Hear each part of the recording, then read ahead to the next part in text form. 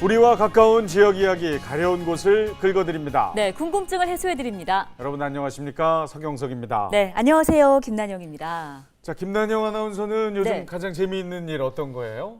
제가 요 근래 사실 텐트를 하나 장만했거든요. 어이구, 네, 세상에. 그래서 주말에 어디 가서 텐트 치고 놀까 이런 거 상상하면 너무 재밌어요. 아, 캠핑하려고. 네네. 아직 개봉은 못했어요? 지난주에 게시했어요. 지난주에?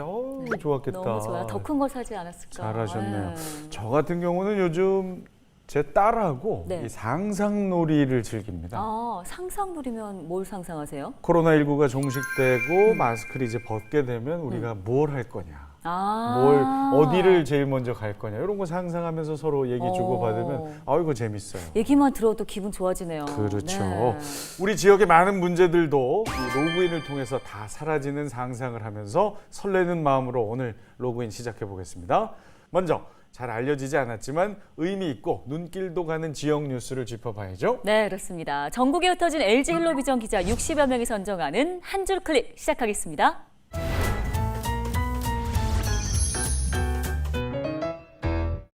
네, 첫 번째 한 줄 클릭 키워드는 스티로폼의 기적입니다. 스티로폼의 기적이요. 지난주에 저희가 쓰레기 문제 다뤘었는데 스티로폼이 너무 많이 나온 게 거의 기적 같다 뭐 이런 건가요? 어떻게? 아니에요. 그 얘기가 아니고 네. 스티로폼이 아주 장한 일을 해냈어요. 아, 그래요? 네, 지난 6월 1일이었습니다. 여수의 한 어부가 통발을 거두러 바다에 나갔다가 너울성 파도로 갑자기 배가 기울어지면서 바다에 빠지게 됐는데요. 아이고 저런. 네. 위험천만했던 상황인데 여수해경이 신고를 받고 인근 경비함정과 구조대를 급파했고요.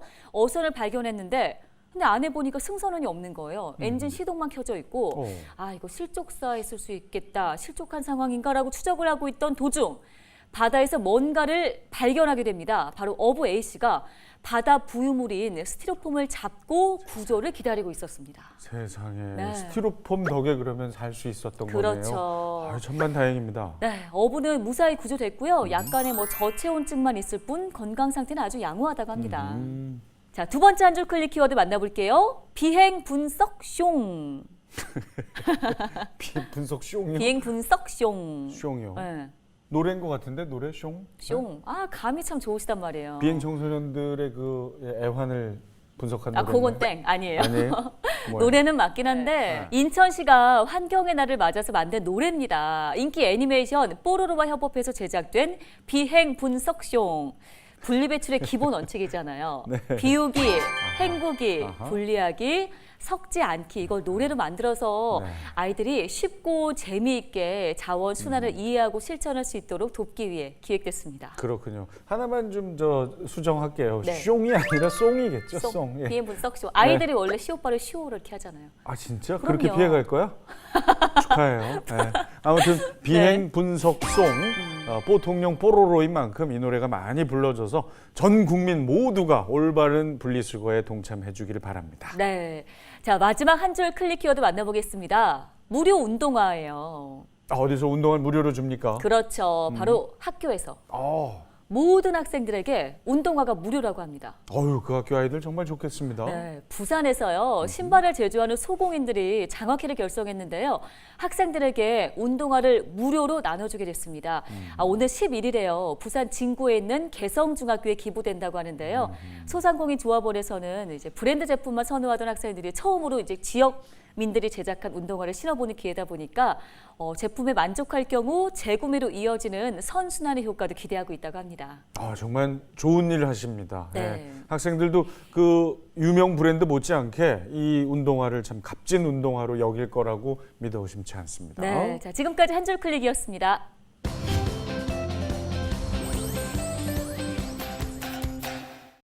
이번에는 지역 공통의 문제를 진단하고 해결책 찾아보는 패스워드 찾기 시간입니다. 네. 자, 김난영 아나운서 오늘 주제 어떤 겁니까? 아까 서경석 씨가 네. 마스크 벗는 상상하면 즐겁다라고 하셨잖아요.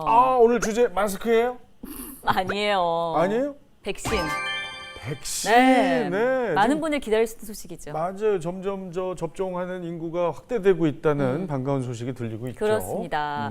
주변에서도 저도 한두 명씩 백신 맞았다라는 소식이 들려오고 있어요. 그런데 또 마냥 좋기만 하면 얼마나 좋겠습니까마는 정부가 백신 맞을 걸 권유하고 있는 반면 여전히 후유증에 대한 불안함, 각종 루머들이 판을 치고 있잖아요. 그렇습니다. 그래서 오늘 로그인에서는 코로나19 백신에 대한 이모저모를 파헤쳐보려고 합니다.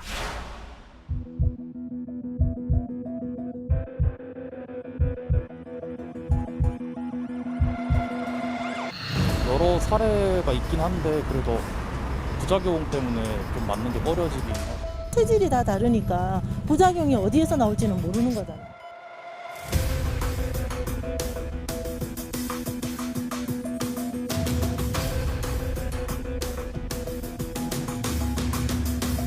그게 막전에 뭐 기다리는데 초조하긴 했는데 뭐 맞고 나서 편하네요 많이. 뭐 다른 사람들도 좀 맞으셔도 될 것 같아요.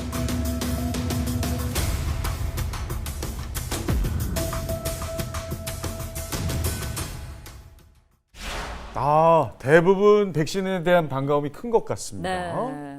김나영 아나운서도 얼른 맞으면 좋겠죠? 저는 제 차례가 언제 올까 네. 궁금하네요. 아직 안 왔죠? 네. 저도 아직 아직 안 안 오셨죠? 왔는데 네. 저 예비군도 끝나가지고 자, 온 국민이 간절히 바랐던 코로나19 백신, 오늘 그 백신에 대한 이야기를 낱낱이 한번 파헤쳐 보겠습니다. 네. 자, 오늘도 저희에게 패스워드 단서를 제공해 주실 분들이 계시죠? 네, 전국의 기자님들 오늘도 로그인해 주셨습니다. 안녕하세요. 어서 오세요. 아이, 반갑습니다. 네, 항상 이렇게 밝게 맞이해 주시고, 자, 오늘 스튜디오에는 로맨틱 저널리스트 로저 윤경민 보도국장님, 그리고 천은미 이대 목동병원 호흡기 내과 교수께서도 자리하셨습니다. 어서 오십시오. 안녕하세요.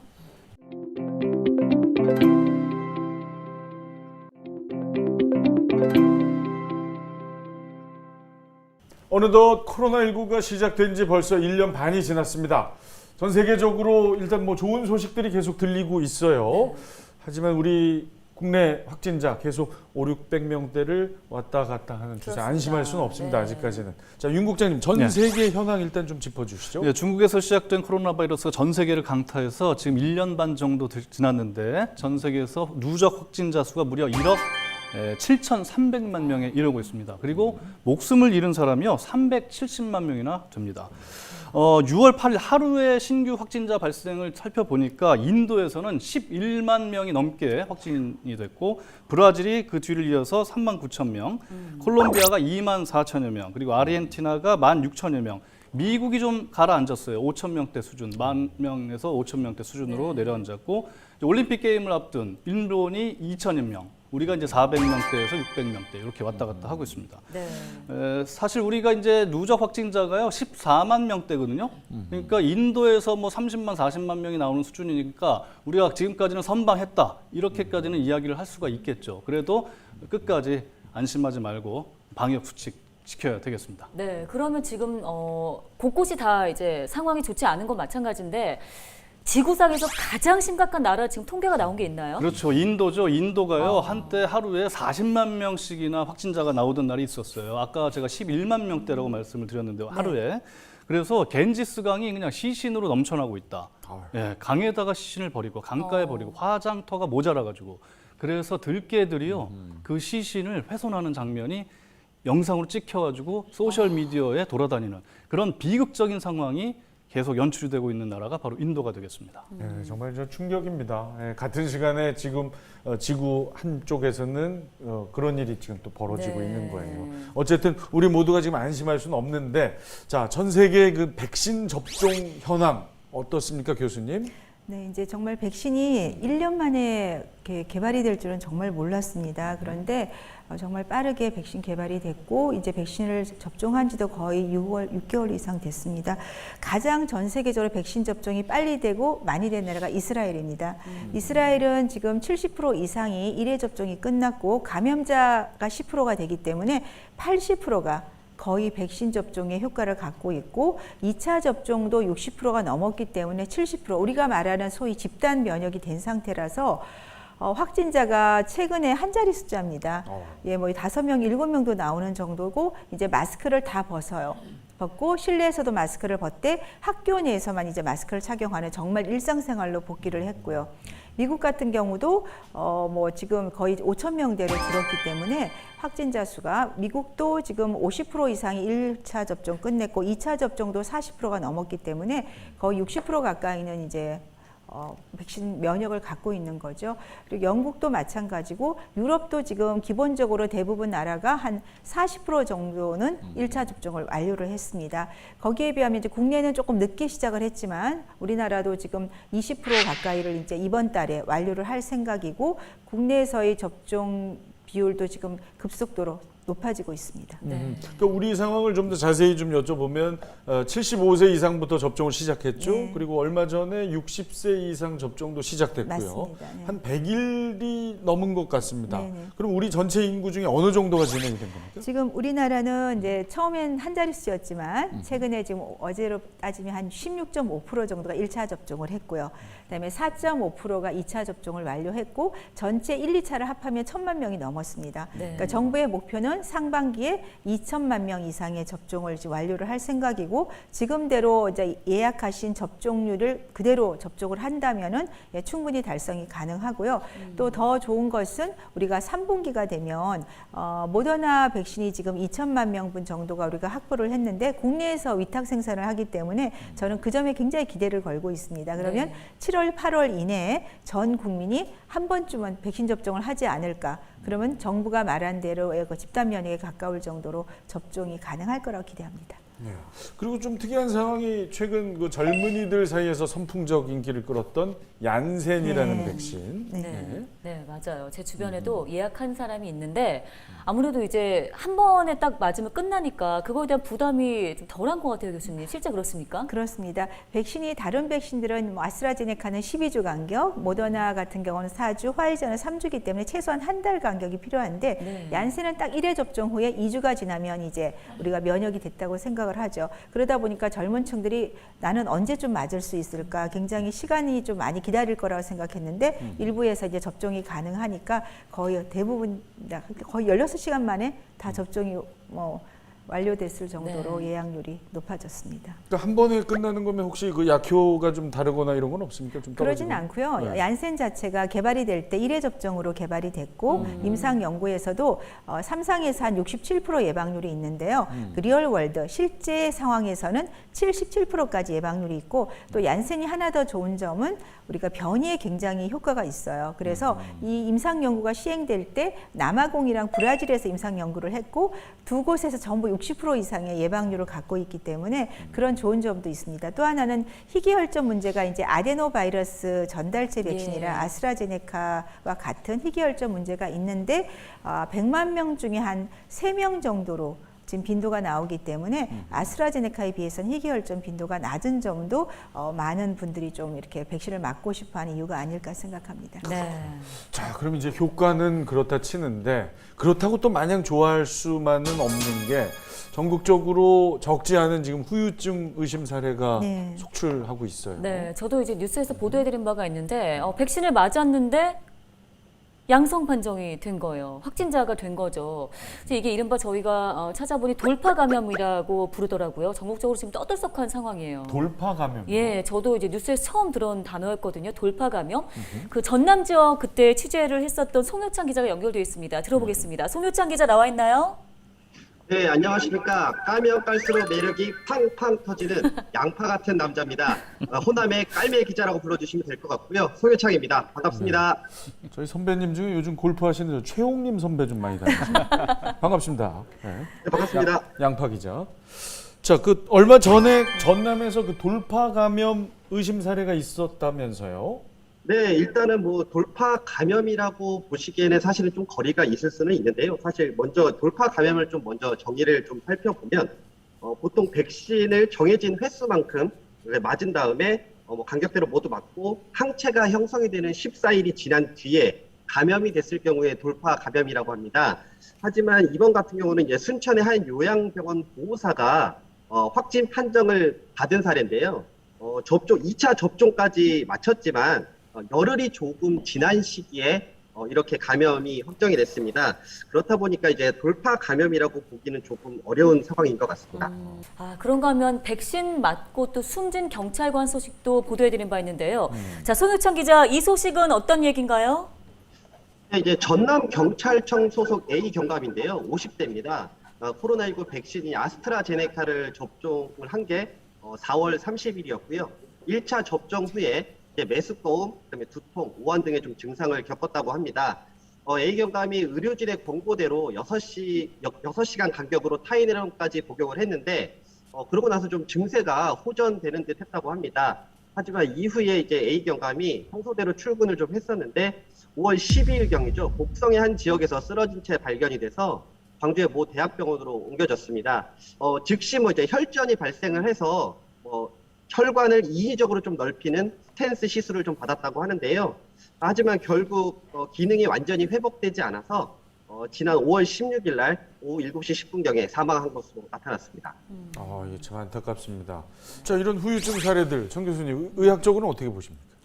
아직까지 이제 시간상 관계라든지 인과관계가 확실하게 설명이 안 됐기 때문에 정부 당국에서는 이제 전문위원회를 통해서 이제 확인을 하고 있습니다. 그래서 확인된 사례에 대해서는 말씀드린 대로 이제 중증 환자의 보상하는 그런 보상 체계를 지금 하고 있고요. 앞으로는 이런 인과관계에 대한 걸 좀 더 폭넓게 정부에서 지원을 한다면 국민들이 좀 더 안심하고 백신 접종을 하지 않을까, 네, 그러한 점도 기대를 하겠습니다. 네. 자, 백신 접종이 시작된 그 지난 100일은 가짜 뉴스와의 전쟁이기도 했습니다. 맞아요. 아스트라제네카 백신을 접종한 후 수십 명이 사망했다. 정부가 아스트라제네카 백신 부작용을 인정하지 않는다. 선진국은 아스트라제네카 백신 접종하지 않는다는 가짜 뉴스가 나돌았어요. 네, 특히 아스트라제네카는 화이자, 모더나에 비해서 부작용이 심각하다. 또 아스트라제네카 접종자는 괌 여행을 가지 못한다. 이런 뉴스까지 번지고 있는 상황인데요. 자, 이쯤에서 오늘 교수님이 어려운 발걸음 해주셨으니까 저희가 백신에 대한 루머 정리 삼아서 OX 퀴즈로 풀어보면 어떨까 싶은데요. 이게 좀 날마다 시험 보러 오는 이젠 이런 것까지 만들어서 이제 본격적으로 하실 모양이에요. 하실 건 다 하실 건데 네. 아니 OX 퀴즈 되게 잘하시더라고요. 오늘 이렇게 얘기하시고 또 다 맞추실 수도 있어요. 기대해 보겠습니다. 이 은근히 스트레스예요. 제가 지금 진짜 시험을 준비하고 있어서 이거 좀 삼가 주세요. 네, 일단 오늘 하긴 합니다. 네. 네, 퀴즈 들어가겠습니다. 첫 번째 질문입니다. 전삼 후타. 백신 맞기 전에는 삼겹살을 먹어라. 그리고 백신 맞은 후에는 타이레놀 진통제를 복용해라. OX 들어갑니다. 들어주세요. 오. 대부분 X시고 기자님들 간간히 O가 있고요. 우리 로저 국장님은 O고 저는 X입니다. 교수님, 정답은 뭔가요? X입니다. 네.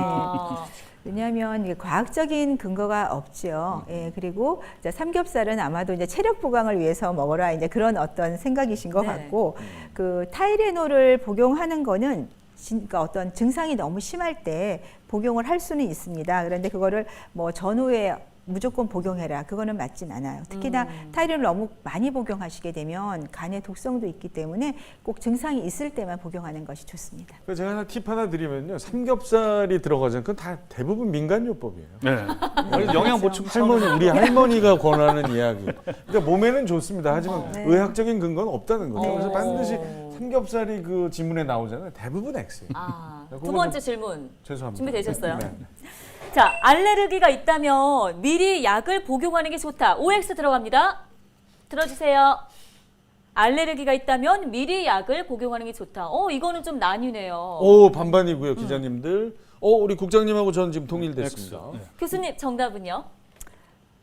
X입니다. 네. 기가 막히네. 알레르기라는 게 이제 비염이나 본인이 어떤 물질에 알레르기가 있을 때 이제 미리 약을 먹으면 낫지 않을까 하는데, 이건 백신이고요. 백신에 맞았을 때 알레르기는 대부분 아나필락틱 쇼크라는 거기 때문에 어떤 물질인지 알 수가 없어요. 그렇기 때문에 그때는 우리가 바로 약제를, 에피네프린 같은 약제를 투여하면 되기 때문에 약을, 이렇게 알레르기 약을 먹는다고 해서 모두 예방하기는 안 됩니다. 네. 틀린 분들 이제 분발하셔야겠고요. 마지막 질문 하나 들어갑니다. 열이 안 나면 백신 효과가 없다. 너무 뻔했나요? 오늘 문제 쉬운데요. OX 들어주세요. 요거는 네. 기자님들도 다 X로. 이거 지금 저희 뭐 기자님들이 분발할 게 아니라 작가님이 좀 분발하셔야 될 것 같아요. 지난주에도 다 내리 X, 이번에도 다 내리 X. 정답이죠, 교수님? 네, 맞습니다. 네. 열이 안 난다고 백신 효과가 없는 것은 아니고요. 국내에서도 연구를 했는데 열이 안 나고 어떤 이 증상이 없더라도 항체 생기는 건 거의 똑같다고 되어 있습니다. 그러니까 내가 백신을 맞았는데 막 근육통도 거의 발열이 없어서 내가 혹시 항체가 형성이 안 된 게 아닌가 걱정하실 필요가 없겠습니다. 전문가의 이야기대로 해야 됩니다. 네. 자, 그래서 이게 좀 맞으면 좋은데 사실 공급에 한계가 있다 보니까 백신 차례를 아직도 기다려야만 하는 상황입니다. 그런데 우리나라에도 백신 생산 공장이 있죠. 네, 그렇죠. 안동에 있잖아요. 저희 안동에도 취재 기자가 나가 있는데요. 기자 연결해서 자세한 얘기 들어보겠습니다. 이하영 기자. 네, 안녕하세요. 경북 안동입니다. 네, 이하영 기자. 의료기관에 계신 것 같아요. 약간 지금 장비를 착용하고 계신데 거기가 지금 백신 공장입니까? 그 유명한 안동에? 그 백신 공장은 아니고요. 지금 여기는 동물세포실증지원센터라고 임상용 백신을 생산하는 그런 곳입니다. 자, 이 기자 안동에서 지난 2월부터 백신이 출하된 거죠? 네, 그렇습니다. 그 아스트라제네카 백신이 이제 접종이 시작된 날이 2월 26일인데 그보다 이틀 앞서서 이 안동에서 아스트라제네카 백신이 출하가 됐습니다. 이 아스트라제네카 백신이 이제 정부가 이 회사와 계약한 물량이 2천만 회분이었는데요. 안동에서 이제 출하된 게 한 880만 회분으로 상반기에는 공급이 완료됐다고 합니다. 지난 6월 4일에 87만 회분 정도가 출하가 됐습니다. 그렇군요. 자, 그런가 하면 최근 대구에서 백신 확보 문제 때문에 좀 시끄러웠죠? 예, 그렇습니다. 이 대구시가 도입을 추진했던 화이자 백신이 그 정상 유통 경로가 아니다라는 이런 얘기가 나와서 논란이 좀 있었는데요. 대구에 그 메디시티 대구 협의회라고 있습니다.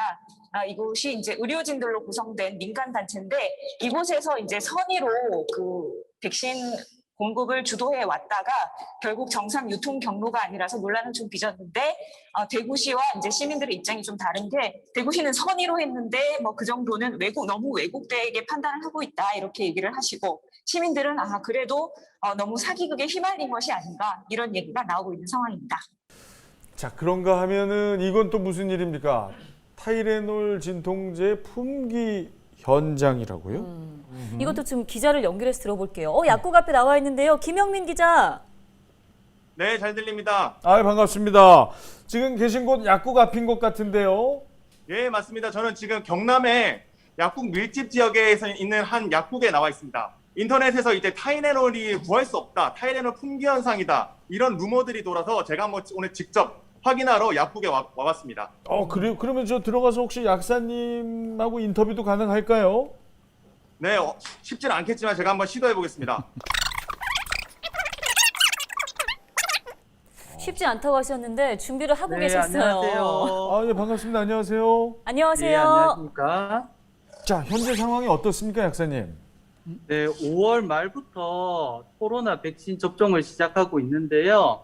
그때 이후로부터 해서 접종을 맞으신 분들뿐만 아니라 그 차후에 맞으실 분들도 아세트아미노펜 성분의 타이레놀을 찾고 있어서 현재 품절이 즉각적으로 이루어졌습니다.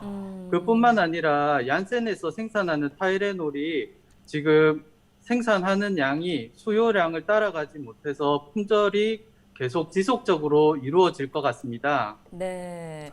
사실 근데 그 타이레놀이 없으면 다른 그 교수님 말씀하셨던 아스타아미노이트 맞나요? 아세트아미노펜입니다. 아스타아미노펜. 예. 그 진통제 계열의 진통제를 드시면 되는데 굳이 사람들이 이 타이레놀을 고집하는 이유는 뭘까요?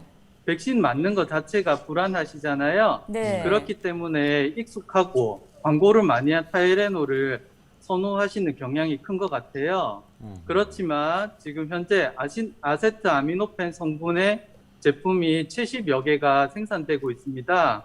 그래서 타이레놀을 찾으려면 너무 힘들고 아세트아미노펜 성분으로는 손쉽게 구할 수 있으니 약국에서 코로나 백신을 맞고 먹을 수 있는 해열 진통제를 달라고 하심이 혼란을 줄일 수 있을 것 같습니다.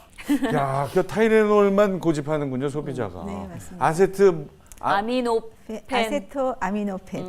아미노펜 성분의 네. 진통제면 다 같은 건 네, 비슷한 맞습니다. 건데. 네, 그리고 꼭 네. 아세토아미노펜이 아니더라도요, 우리가 많이 복용하시는 진통제들이 있거든요. 네. 그러니까 진통제를 지금 복용하는 이유는 너무 이제 근육통이나 발열 증상이 심할 때 완화를 하는 목적이기 때문에 복용하시면 되고요. 네. 일부 연구에서 이제 아세토아미노펜 계통이 아니라 이부프로펜 계통 같은 걸 복용하게 되면 약간 항체 형성에 방해가 된다. 그런 이제 결과가 있어서 가능하면 아세토아미노펜을 복용하라고 하는데 우리 일반인들은 대부분 이 타이레놀이 아세토아미노펜과 동일시가 되어 있기 때문에 대표적인 상품명이 이제 타이레놀이다 보니까 타이레놀이라고 얘기를 하시는 거라고 생각합니다. 그렇군요.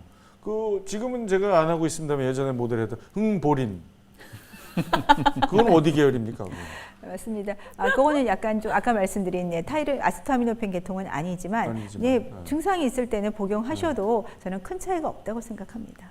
지금 소비자들이 이런 상황을 잘 모르니까 이렇게 다 몰리게 되는 건데요. 국가에서 지금 그 대책을 내놨다고요? 네, 그렇습니다. 이제 제약 업체들에다가 더 생산량을 늘리라 이렇게 주문을 하고 있고 이미 그 아세트아미노펜 성분의 해열 진통제는 2억 알이 재고가 있다 그럽니다. 충분하다 그러니까 이 한 가지 상표만 사람들이 찾다 보니까 품귀 현상이지 나머지 약들은 있기 때문에 큰 걱정을 할 필요가 없다는 게 정부의 설명입니다. 네. 자, 약국에서는 진통제 전쟁, 의료기관에서는 백신 전쟁인데요. 백신 종류가 다양해서 골라 맞으려는 사람도 등장하고 있습니다. 뭐가 더 좋더라? 루머들이 많이 떠도는데요. 자, 천 교수님, 백신을 골라서 맞는 것이 의미가 있습니까? 백신은 본인이 차례가 됐을 때 빨리 맞을 수 있는 백신이 지금은 가장 좋다고 생각합니다. 그리고 이제 백신을 맞는 그 우리의 가장 큰 요인은 나나 가족의 이제 예방을 하는 것도 목적이지만 중증이나 입원, 사망률을 감소시키는 게 또 큰 목적이기 때문에 지금 기존에 나와 있던 백신들은 예방률 차이는 약간 차이가 있을 수 있지만 중증이나 입원이나 사망률을 예방하는 효과는 거의 유사하기 때문에 가능하면 본인 순서가 되었을 때 백신 접종을 권하겠습니다. 네. 교수님 앞서 얘기를 해주셨는데 이제 백신 접종이 차근차근 진행되면 빠르면 7, 8월쯤에는 이제 국민 70%가 접종을 마치게 되면 집단 면역 형성될 수 있다고 하셨잖아요. 7월, 8월이면 다음 달이잖아요. 그럼 이제 마스크도 벗을 수 있는 건가요, 우리도? 네, 그 대표적인 사례가 저는 이스라엘이라고 얘기를 하는데요. 이스라엘이 70% 정도가 예방접종이 완료가 됐습니다. 그리고 10%가 감염이 됐으니까 기본적으로 80% 가까이가 지금 면역을 갖고 있는 단계고요. 그러다 보니까 지금 한 자리 숫자고 모든 일상생활에 거의 복귀를 했고 우리나라도 70% 정도만 예방접종이 완료가 된다면 네, 일상생활로 복귀가 가까워지고 아마 올해 한 10월이나 11월 정도가 되면 2차 접종까지 완료가 될 거고 우리나라도 일상생활에 복귀가 가능하다고 생각합니다. 네. 아까 잠깐 나왔던 그 돌파 감염에 대한 우려는 없을까요? 돌파 감염은 일부 분명히 있을 수 있고 미국 사례도 보면 0.01%는 나오고 있습니다. 하지만 돌파 감염이 되더라도 증상이 거의 무증상, 경증이기 때문에 너무 걱정하실 필요는 없지만 이 집단 면역에 이를 정도로 백신 접종이 되기 전까지는 우리가 방역 수칙, 특히 마스크 착용은 밀집도가 높은 곳에서는 꼭 착용하는 것이 필요합니다. 지금 네. 조금 걱정스러운 것은 1회 접종 후에 우리가 마스크를 벗을 수 있다. 근데 그것은 야외에서 사람이 많지 않을 때 가능한데 지금 벌써 야외 밀집도가 높은 곳에서도 벗고요. 어떤 경우는 실내에서도 벗는 경우가 지금 있는 것 같습니다. 그렇게 되면 지금 이 접종 상태에서는 돌파 감염뿐 아니라 네. 일반적인 변이 바이러스로 확산세가 지금 증가되고 있기 때문에 우리가 집단 면역이 더 늦어질 수 있기 때문에 마스크 착용은 앞으로 꼭 필요하다고 생각합니다. 네. 교수님 오셨으니까 저 네. 귀한 시간 내주셨으니 추가 질문 하나만 더 드릴게요. 그러세요. 네. 네. 확진자의 경우는요, 교수님. 그러면 백신을 맞아야 되나요? 안 맞아야 되나요? 맞는다면 또 뭘 맞는 게 좋을까요? 네, 얘가 이제 확진이 돼서 알았어요. 네. 코로나19를. 그랬으면 백신을 대부분 안 맞아도 된다고 생각을 하시는데 연구를 보니까 코로나에 확진된 사람이 백신을 1회 맞았을 때는 그러니까 확진된 사람이 만약 항체가 40이라고 생각하면 코로나19에 대한 백신을 맞으면 4만 배가 되는 거예요. 네, 그 정도로 항체가 형성이 더 많이 되기 때문에 1회 접종은 하시는 것이 권장이 되고요. 네, 백신 종류는 우리가 맞을 수 있는 백신이 있다면 아무거나 좀 맞으셔도 되는데 이 제가 말씀 연구는 이제 RNA 백신을 1회 접종했을 때 그 정도로 많이 항체가 올라간다는 연구가 있었습니다. 네. 자, 오늘 백신에 대한 이모저모 천은미 교수님과 함께 살펴봤습니다. 어떤 질문에도 정말 거침없이 시원시원 대답해 주셔서 정말 감사드리고요. 마지막으로 덧붙이실 말씀 부탁드립니다. 네, 우리가 일상생활로 돌아가는 방법은 백신 접종이라고 생각합니다. 그렇지만 그때까지는 지금처럼 우리 국민들 모두 방역을 잘 지켜주시고 마스크 착용을 잘 해주시면 올 연말에는 모두가 마스크를 벗고 일상생활로 복귀할 수 있다고 생각합니다. 정말 끝까지 좋은 말씀 감사드리고요. 자, 이제 오늘의 패스워드를 입력해 봐야 할 시간입니다. 네, 로그인을 하기 위한 패스워드 이번에도 4글자 준비했습니다. 시종여일, 그러니까 시작과 끝이 한결같다. 영어로는 스앤샘샘, 스타트와 엔드가 세임세임이다. 이렇게 준비했고요. 자, 이 얘기는 이제 K방역이라고 해서 전 세계적으로 우리의 방역 수칙 지키기 뭐 이런 것들이 잘 되었다고 칭찬을 받아오지 않았습니까? 끝까지 이런 태세를 계속 유지해 줄 것과 더불어서 이 백신에 대한 불안감을 떨쳐내기 위해서 정부가 끝까지 책임지겠다고 한 약속도 끝까지 함께 지켜줬으면 하는 바람에서 이 4글자 시종여일 오늘 패스워드로 정해봤습니다. 아, 좋습니다. 네. 참 윤 국장님의 이 사자성어 그리고 요즘은 이제 이어지는 사자 영어까지 기대가 됩니다. 정말 좋은 이야기였어요. 네. 함께해 주신 우리 천 교수님, 윤 국장님 고맙습니다. 고맙습니다.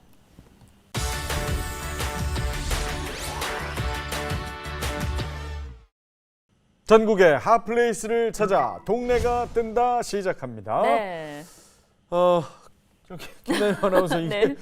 로그인 최초 방송 사고 아닙니까? 이 모종님 교수께서 안 보이시는데요? 저도 분장실에서 안 계신 거예요. 어허. 좀 늦으시나 했는데 그럴 리가요. 교수님께서 오늘 소개할 이 골목만큼은 가만히 앉아서 진행할 수가 없다 이렇게 얘기하시고 거리로 나가셨대요. 대단합니다. 도대체 어떤 골목이길래 이렇게 무더워지는 날씨에도 직접 나가셨을까요? 동네가 뜬다.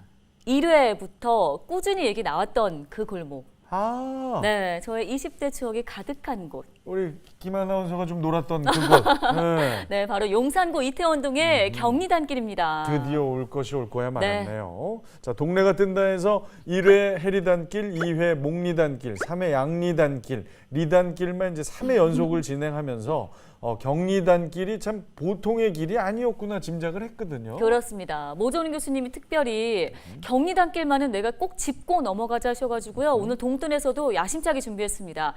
경리단길이 굉장히 상황이 좀 어려웠잖아요. 그렇죠. 그런데 요즘에 다시 찾고 싶은 경리단길로 변신을 시도하고 있다고 해요. 와우.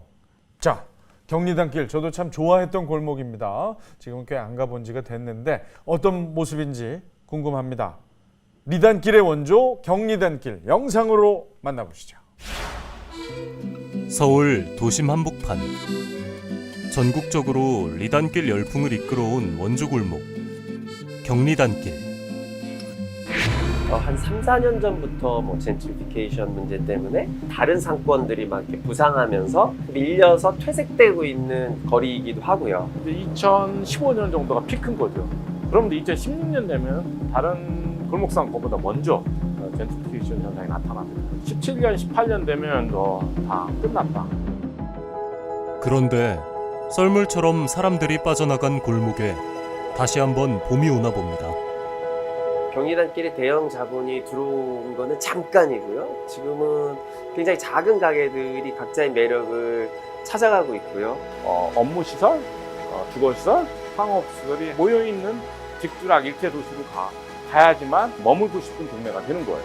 그러면 경리단길이 이제 우여곡절 끝에 서서히 거기로 가고 있는데 2021년 새로운 변신을 준비하고 있는 골목길의 원조 경리단길을 찾아가 봅니다.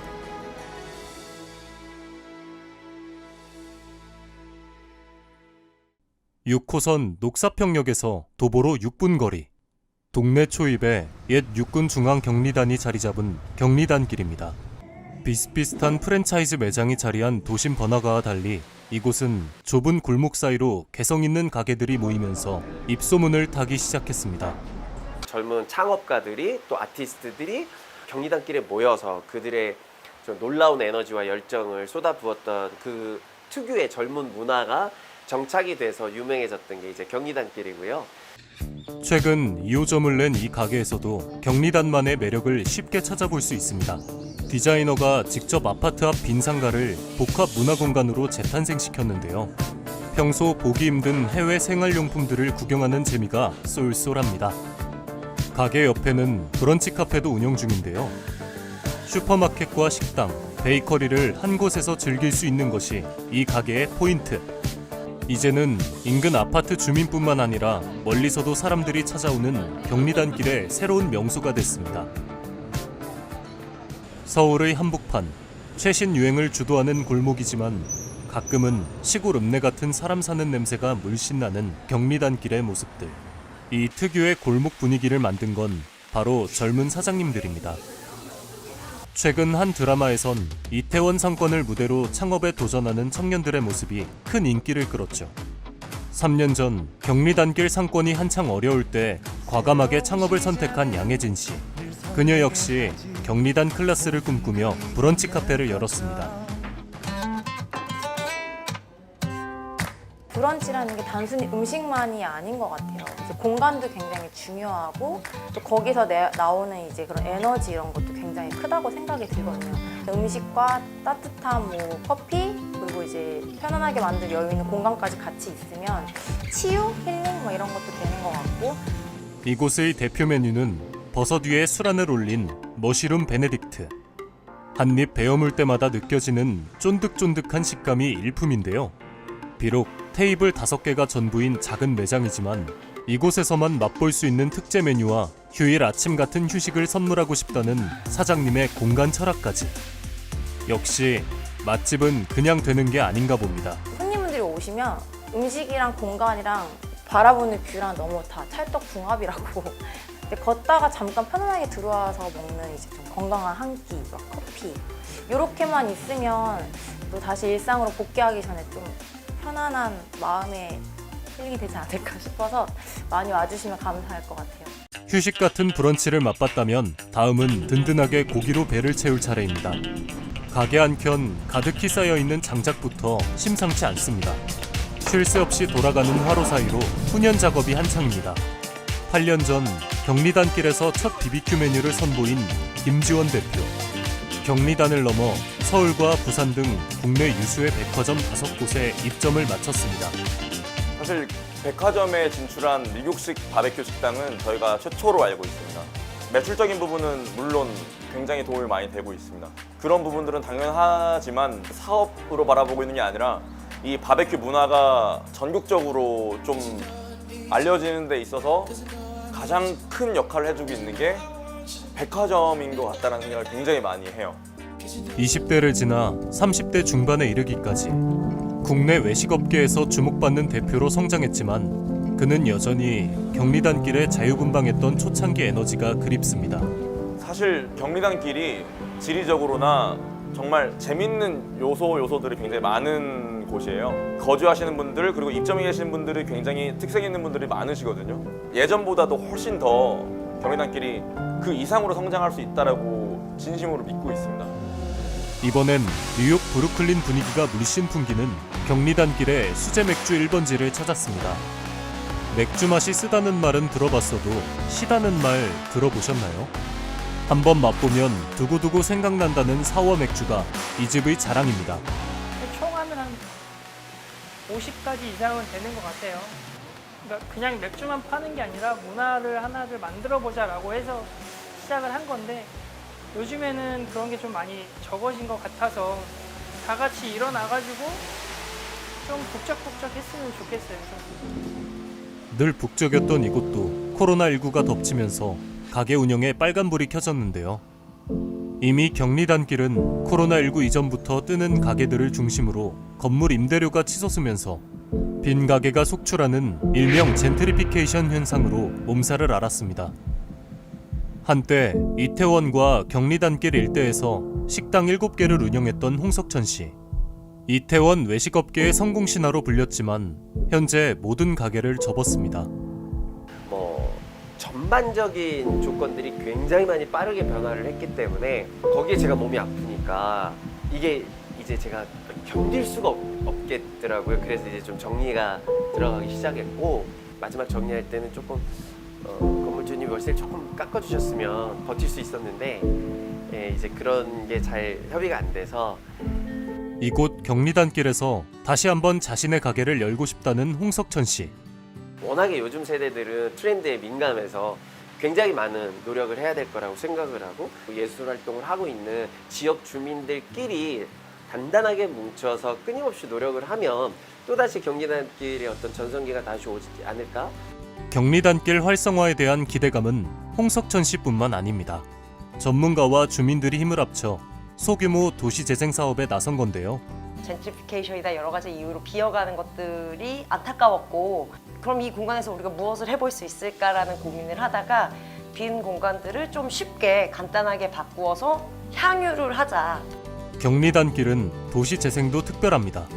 골목길 한 귀퉁이가 공연장으로 변신하는가 하면 빈 건물은 예술가들이 직접 작품을 만들고 전시하는 공간으로 재탄생돼 주민 누구나 골목길에서 쉽게 예술을 즐길 수 있게 됐습니다. 꼭 미술관에 가서만 볼 수 있었던 그런 작품들을 이렇게 우리 주변 이런 공간에서도 쉽게 접할 수 있다라는 그런 좀 좋은 거, 그리고 만드는 과정을 볼 수 있었다는 그게 좀 좋은 장점이었던 것 같아요. 경리단길 도시재생은 쓰레기 해법 마련에도 열심입니다. 주민들과 함께 워크숍도 개최하고 한눈에 알아볼 수 있도록 분리수거 매뉴얼도 제작했는데요. 이태원 지역 특성상 외국어로도 제작된 분리수거 매뉴얼은 반응이 무척이나 뜨거웠답니다. Started giving it out to foreigners and I think we received a lot of thanks. People said that they will take it home with them and then refer to it when they need to see which trash cover to use for which trash item. 이처럼 주민들과 함께하는 도시재생, 주민들의 취향을 나누고 공유하는 마을 활동은 경리단길 활성화에 큰 열쇠가 될 수 있다고 하는데요. 골목길 지역에 이제 문화 자원이 풍부하니까 동네 고유의 문화를 생활화하고 상품화하는 수밖에 없거든요. 어떤 소소한 일상을 즐기는 어떤 킴포크 스타일이 나오면서 브런치 가게라든가 그리고 여기처럼 어떤 라이프 스타일 가게 공통적으로 일상에 관련된 거예요. 그래서 저는 지금 킴포크 시대가 열렸다 이렇게 한번 해석해 봤습니다. 킨포크는 미국 포틀랜드에서 시작된 잡지사의 이름인데요. 친척, 친족과 같이 가까운 사람을 의미하지만 어느새 느리고 여유로운 생활 방식을 실천한다는 뜻의 신조어가 되었습니다. 경리단길은 동네 고유의 문화와 주민들의 일상이 어우러지는 킨포크 스타일의 상점을 쉽게 만날 수 있습니다. 한 의류 대기업에서도 이런 이유로 수년째 경리단길에서 재미있는 매장 운영을 이어오고 있는데요. 평소엔 브랜드 체험을 위한 매장과 카페를 운영하면서 매 시즌마다 지방 소도시와 함께 그 지역의 특색을 보여줄 수 있는 팝업 스토어도 열고 있는데요. 이 공간이 저희가 물론 보여드리는 의류나 라이프 스타일로 구성이 됐었는데 5월 달에 한 달 동안은 정말 마켓으로 바뀌었었거든요. 먹거리들이 들어왔고 신선식품들이 들어왔고 막걸리를 팔기도 했었고요. 그런 것들을 지역에 계시는 분들이랑 같이 저희가 협업을 해서 주민 주도형 도시재생 사업에 용산구도 힘을 보태고 있습니다. 동네 가게들의 인테리어 사업 지원에 지역 예술가들을 연결시켜주고 있는데요. 지역 예술가들을 투입해서 디자인을 개선하자 이런 취지로 진행을 했습니다. 또 이제 예술가들한테는 최대 540만 원 활동비를 지원을 해서 예술가들 한 명당 가게 4곳 정도를 매칭을 했습니다. 오랜 기간 경리단길을 지켜온 홍석천 씨는 구청에서 보다 많은 주차 공간 확보에 나서줄 것을 바라고 있습니다. 경리단길이 살아나는 데 있어서 굉장히 중요한 포인트는 주차 공간이라는 거를 조금 더 많이 확보해야 되는 것들이 있어서 잘 골목골목 찾아보면 공간이 분명히 있거든요. 이거를 이제 경리단길을 찾아주시는 분들을 위해서 편리하게 이용할 수 있게끔 마치 하나의 생명체처럼 끊임없이 각자의 개성을 탐구해온 원조골목 경리단길. 모종린 교수는 더 멋진 골목길을 만들어내기 위해 꼭 당부하고 싶은 말이 있다고 합니다. 과거에는 그냥 어떤 단순 노동이라고 생각했는데 지금은 우리의 어떤 그 동네 삶의 질을 높이고 그리고 동네를 매력적으로 만들고 그 동네만의 어떤 문화와 라이프 스타일로 경쟁해야 되는데 창의적인 콘텐츠를 만드는 소상공인에 대한 어떤 새로운 이해가 필요한 거죠. 우리가 아침 저녁 마주치는 골목가게 사장님들. 이들이야말로 골목길이 가진 매력을 가장 잘 꿰뚫고 있다는 건데요. 서울에서 이런 공간이 별로 없어요. 탁 트인 뷰도 골목길에서 되게 뭔가 이색적이라고 해야 되나? 낮은 건물들이 많은 그런 것들이 참 특색이 있고 이만큼 재미있을 공간은 사실은 찾기 어렵거든요. 삶의 수준이 높아진 만큼 소비자의 취향도 더 다양해진 요즘. 이들의 작지만 집요한 노력 덕분에 매 순간 활력이 넘치는 골목길이 될 수 있는 것 아닐까요? 구석구석 매력이 넘치는 대한민국 대표 골목 상권. 경리단길의 새로운 부활을 응원합니다.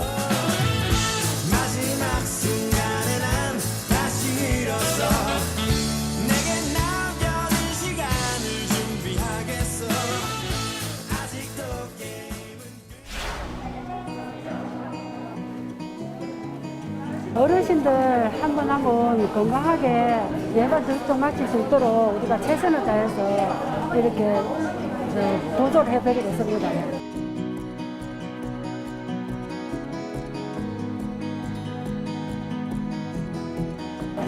예진표 작성하는 거 도와드리고요. 안내 도우미 역할 같은 거 이런 거 하고 있습니다. 저는 한 13년 되고 있고요. 지인분한테 이렇게 적십자라는 게 있다고 한번 해보라고 해갖고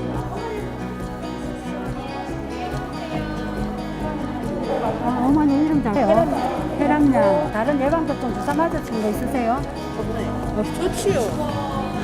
모르니까 노래는 모르니까 이거 좋죠.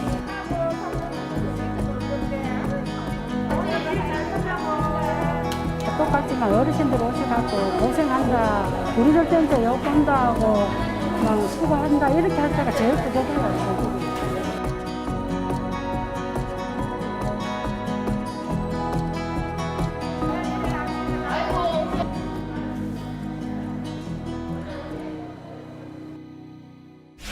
백신을 맞는다는 거 이 어르신들 입장에서는 아무래도 좀 불안하실 수가 있는데 네. 이렇게 친절히 알려주시는 조현옥님 같은 분이 계셔서 정말 든든합니다. 네, 병원에 가시면 이렇게 도움 주시는 자원봉사자분들이 많이 계시다고 하니까요. 안심하고 다녀오셔도 될 것 같습니다. 모두 각자의 자리에서 힘쓰는 만큼 코로나19가 하루빨리 물러갔으면 좋겠네요. 네, 오늘 로그인해서 전해드릴 이야기는 여기까지입니다. 자, 저는 비록 로그아웃 합니다만 우리 김난영 아나운서는 뉴스로 또 로그인할 겁니다. 많이 아쉬워하지 마시고 자, 여러분 다음 주도 로그인 해주시기 바랍니다. 네, 시청해주신 여러분 고맙습니다.